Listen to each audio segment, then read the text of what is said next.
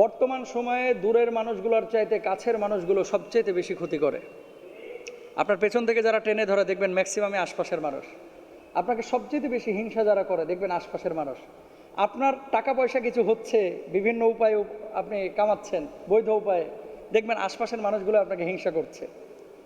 আপনার ভাবি আপনাকে তিরস্কার করতেছে, আপনার বড় ভাই হয়তো আপনাকে মনে মনে পছন্দ করতেছে না, আপনার ভাতিজারা যে ভাতিজাকে কোলে পিঠে করে নিয়ে মানুষ করেছেন এই ভাতিজাও দেখবেন আপনাকে অনেক সময় পছন্দ করবে না।